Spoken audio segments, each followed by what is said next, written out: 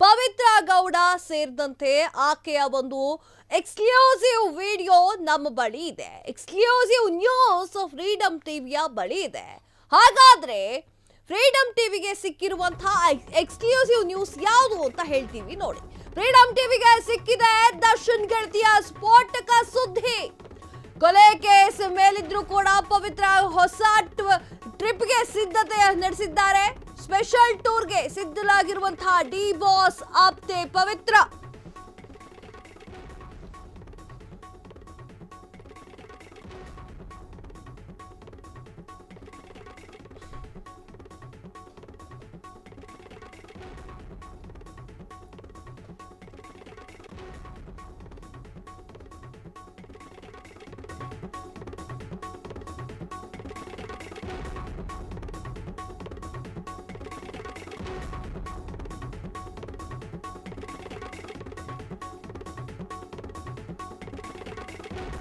ಇದು ಕೊಲೆ ಆರೋಪಿ ಪವಿತ್ರ ಗೌಡ ಕುರಿತು ಎಕ್ಸ್ಕ್ಲೂಸಿವ್ ನ್ಯೂಸ್. ಫ್ರೀಡಮ್ ಟಿವಿಗೆ ಸಿಕ್ಕಿದೆ ದರ್ಶನ್ ಗೆಳತಿಯ ಸ್ಫೋಟಕ ಸುದ್ದಿ. ಕೊಲೆ ಕೇಸ್ ಮೇಲಿದ್ರು ಕೂಡ ಪವಿತ್ರ ಹೊಸ ಟ್ರಿಪ್ಗೆ ಸಜ್ಜು ಮಾಡಿಕೊಂಡಿದ್ದಾರೆ. ಸ್ಪೆಷಲ್ ಟೂರ್ಗೆ ಸಿದ್ಧಳಾಗಿರುವಂತಹ ಡಿ ಬಾಸ್ ಆಪ್ತೆ ಪವಿತ್ರ. ಪವಿತ್ರ ಜೊತೆ ಚಾಲೆಂಜಿಂಗ್ ಸ್ಟಾರ್ ದರ್ಶನ್ ಕೂಡ ಹೋಗ್ತಾರ. ಎಸ್, ಈ ಕುರಿತು ಮಾತನಾಡಬೇಕು ಅಂತಂದ್ರೆ ಪವಿತ್ರ ಗೌಡ ಕೊಲೆ ಕೇಸ್ ಆರೋಪಿಯಾದ್ರೂ ಕೂಡ ಈಗ ಒಂದು ಸ್ಪೆಷಲ್ ಟ್ರಿಪ್ಗೆ ಪ್ಲಾನ್ ಮಾಡಿಕೊಂಡಿದ್ದಾರೆ. ಪವಿತ್ರ ಗೌಡ ಯಾರು? ಪವಿತ್ರ ಗೌಡ ಎಲ್ರಿಗೂ ಗೊತ್ತೇ ಇದೆ. ಪವಿತ್ರ ಗೌಡ ರೇಣುಕಾಸ್ವಾಮಿ ಪ್ರಕರಣದಲ್ಲಿ, ರೇಣುಕಾಸ್ವಾಮಿ ಕೊಲೆ ಪ್ರಕರಣದಲ್ಲಿ A1 ಆರೋಪಿ. ಹಾಗಾದ್ರೆ ಡಿ ಬಾಸ್ ಕೂಡ ಅಂದ್ರೆ ದರ್ಶನ್ ಕೂಡ ಈ ಒಂದು ಟ್ರಿಪ್ಗೆ ಹೋಗ್ತಾರಾ?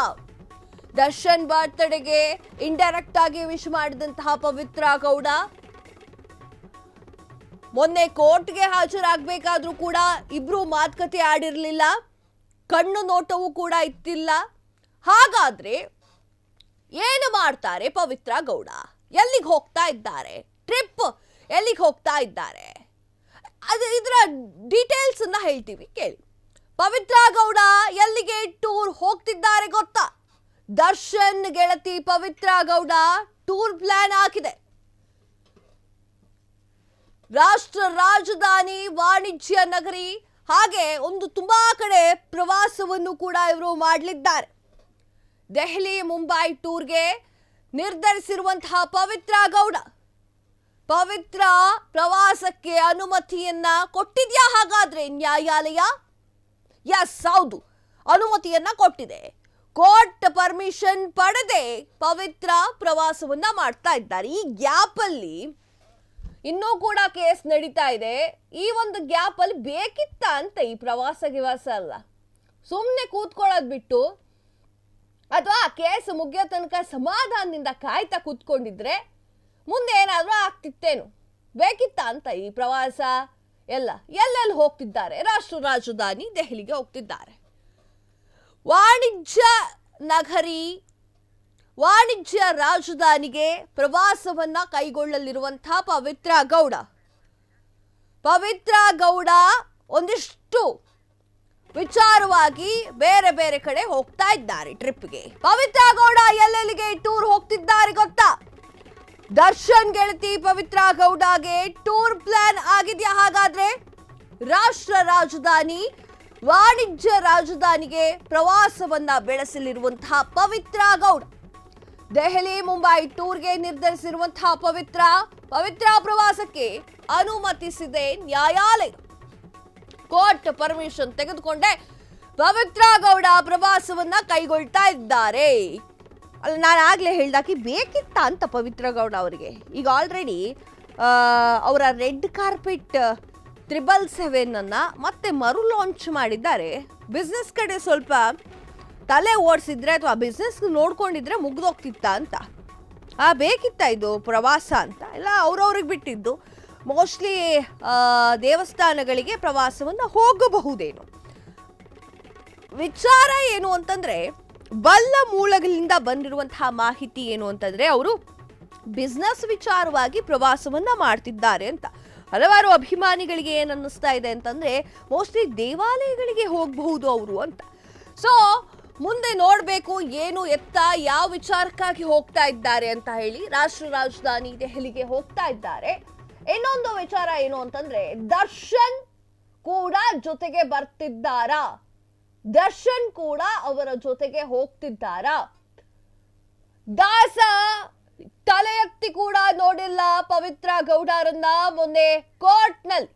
ಈಗ ದರ್ಶನ್ ಅವರ ಜೊತೆಗೆ ಪ್ರವಾಸಕ್ಕೆ ಬರ್ತಾರಾ?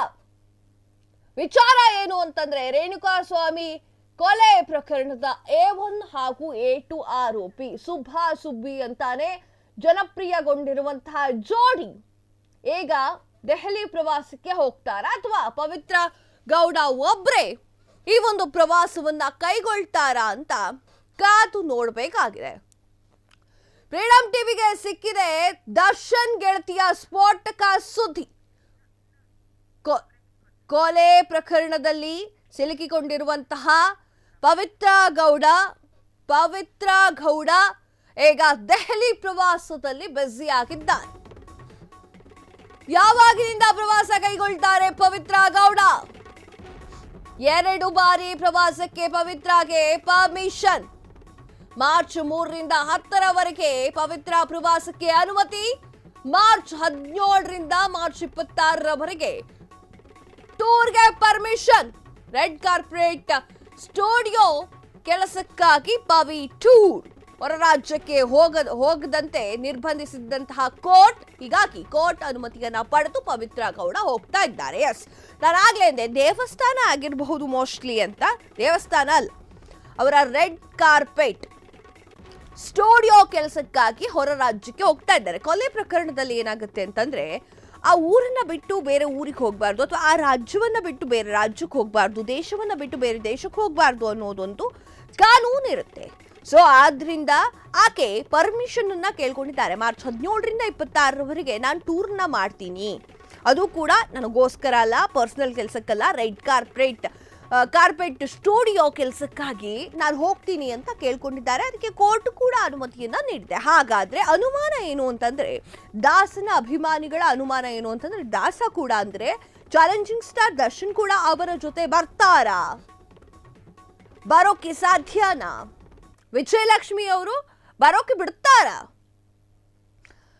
ಈ ಮಧ್ಯೆ ಕೋರ್ಟ್ಗೆ ಹೋದಾಗ ಕಣ್ಣು ಸನ್ನೆ ಕೂಡ ಇರಲಿಲ್ಲ. ಅನುಮಾನಗಳು ಕೂಡ ಜಾಸ್ತಿ ಆಗ್ತಾ ಇದೆ. ದರ್ಶನ್ನ ಗೆಳತಿ ಅಥವಾ ದರ್ಶನ್ ಹಾಗೂ ಪವಿತ್ರ ಗೌಡ ನಡುವಿನ ಸಂಬಂಧ ಬ್ರೇಕ್ ಆಗೋಯ್ತಾ?